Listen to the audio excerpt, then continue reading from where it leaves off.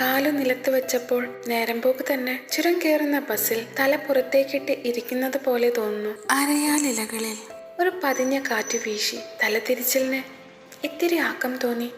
ബസിന്റെ തട്ടിൽ നിന്നും പെട്ടിയും കിടക്കയും ഇറക്കി കഴിഞ്ഞിരുന്നു. ഹോൾഡോളിന്റെ പുറത്ത് പതിഞ്ഞിരുന്ന അഴുക്കുപാടുകളിലേക്കും രവി നോക്കി. അതൊക്കെ സോഡാപ്പൊടിയും ചൂടുവെള്ളവും ഒഴിച്ച് കഴുകിക്കളയണമെന്നോ മറ്റോ അയാൾ നിശ്ചയിച്ചു. സുഖാലസ്യത്തിന്റെ ചുഴിയിൽ പതുക്കെ കറങ്ങിത്തിരിയുന്ന മനസ്സിനെ നിലനിർത്താനെന്നോളം രവി ആ അഴുക്കുപാടുകളിൽ ശ്രദ്ധ ചെലുത്താൻ ശ്രമിച്ചു. ഞങ്ങടാണ്? ചുമട്ടുകാരൻ ചോദിച്ചു. ഇനി രവി പറഞ്ഞു. അരയാലിലകളിൽ കാറ്റു വീശി. ഖസാക്കിലേക്ക് രവി പറഞ്ഞു. ഏറുമാടങ്ങളിൽ ഒന്ന് സർബത്ത് പിടികയായിരുന്നു. 2 സർബത്ത് രവി പറഞ്ഞു. ഹൈ, ഞമ്മക്ക് വേണ്ട, ചുമട്ടുകാരൻ ഭംഗിവാക്ക് പറഞ്ഞു. കഴിക്ക കാരണവരെ രവി ധൈര്യപ്പെടുത്തി. ഇനി ഇവിടുന്ന് അങ്ങട് ഇഷി നടക്കണ്ടേ?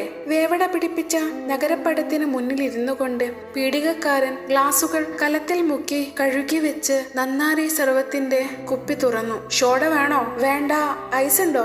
ഐഷില്ല, പക്ഷെ വെള്ളം ഐഷിലും തണുപ്പാണ്. ഒരു കവിൾ കുടിച്ചു നോക്കിയപ്പോൾ നേരാണ് പുതുമഴയുടെ ചുവയുള്ള വെള്ളം. അവിടെ ഒരു ബെഞ്ചിൽ ഇരുന്നു കൊണ്ട് രവി കൂമൻകാവിന്റെ ചിത്രം ഉൾക്കൊള്ളാൻ ശ്രമിച്ചു. നിലത്തറിഞ്ഞ തേക്കിൻ കുറ്റികളിൽ കയറ്റി നിർത്തിയിട്ടുള്ള 4-5 ഏറുമാടങ്ങളായിരുന്നു കൂമൻകാവങ്ങാടി. പാത അവസാനിക്കുന്നോടെ ചെറിയൊരു മൈതാനമായിരുന്നു. അതിനു ചുറ്റുമാണ് ഏറുമാടങ്ങൾ കിടക്കുന്നത്. അവയുടെ പുറകിൽ തൂവരക്കാടുകളിലും വാഴക്കൂട്ടങ്ങളിലും നഷ്ടപ്പെട്ട കുടിലുകൾ. അവയ്ക്കെല്ലാം മുകളിൽ ബലിഷ്ഠ കായന്മാരായ മുത്തച്ഛന്മാരെ പോലെ പടർന്നു നിന്ന മാവുകൾ, നീല ഞരമ്പോടിയ പരന്ന തണലുകൾ. നഗരപ്പടത്തിൽ വീണ്ടും രവിയുടെ ശ്രദ്ധ പതിയുകയാണ്. വളരെ പഴക്കം ചെന്ന പടമാണെന്നു തോന്നി. അത്രയും കാലം തന്നെ കാത്ത് അത് ഈ പീടികയിൽ കിടന്നിരിക്കണം. അരയാലിലകളിൽ കാറ്റു പതിഞ്ഞു വീശി. രവി പീടികക്കകത്തെ ജാടികളിലേക്കോ കൃഷ്ണമണികളുള്ള ലമണയുടെ കുപ്പികളിലേക്കും നോക്കി. മൂലയിൽ ഒരു പഴയ ഗ്രാമഫോൺ പെട്ടിയിരിക്കുന്നു.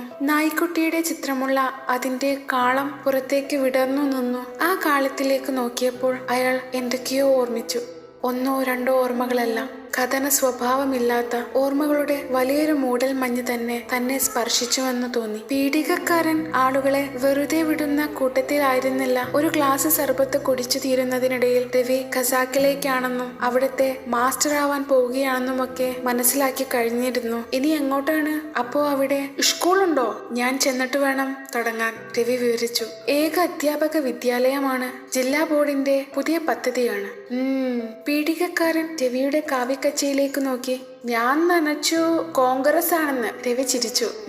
കോൺഗ്രസ് തൽക്കാലം വേണ്ടെന്ന് വെച്ചിരിക്കുക. പിന്നെ ഈ കാവ്യ വേദാന്തത്തിന്റെ സുഖേടാണെന്ന് വെച്ചോളൂ. പീഡികക്കാരൻ തൊഴുകയ്യോടെ നിൽപ്പായി. കാവ്യമുണ്ടിന് കൂട്ടായി ഒരു കാവ്യപുതപ്പ് കൂടി ഉണ്ടായിരുന്നെങ്കിൽ എന്ന് രവി ആശിച്ചു. ബോധാനന്ദന്റെ പുതപ്പുകളിൽ ഒന്ന് ചൂണ്ടാമായിരുന്നു. പക്ഷേ സ്വാമിനിയുടെ കച്ച ചുറ്റി കടന്നു കളഞ്ഞതെല്ലാം അങ്ങനെ ഓർക്കപ്പുറത്തായിരുന്നല്ലോ. ഞാൻ വന്ന് കണ്ടോളാം, പീഡികക്കാരൻ പറഞ്ഞു. അങ്ങണ്ട് വരുമ്പോ ഒക്കെ ഇവിടെ കയറിയിട്ടേ പോകത്തുള്ളൂ. നിർബന്ധിച്ചിട്ടേ സർബത്തിന്റെ വില വാങ്ങിയുള്ളൂ. പെട്ടിയും കിടക്കയും മെടുപ്പിച്ച് രവി നടപ്പായി. അങ്ങാടി വിട്ട് അവർ ഒരിട്ടിലേക്ക് ഇറങ്ങി. ഇട്ടിലിറങ്ങുന്നത് ഒരു പള്ളത്തിലേക്കാണ്. തൃത്തറാവിന്റെ മണം. ഇരുവശവും പച്ച തഴച്ച വേലികളിൽ പൂച്ചെടിപ്പൂക്കൾ ഉറ്റുവിരിഞ്ഞിരുന്നു. എത്ര വഴിയുണ്ട്? ചുമട്ടുകാരനോട് ചോദിച്ചു. ദാ അടുത്തന്നെ. നട്ടുച്ചയാണ്. കാറ്റ് വീശുന്നില്ല. എല്ലാം മയങ്ങിക്കിടപ്പാണ്.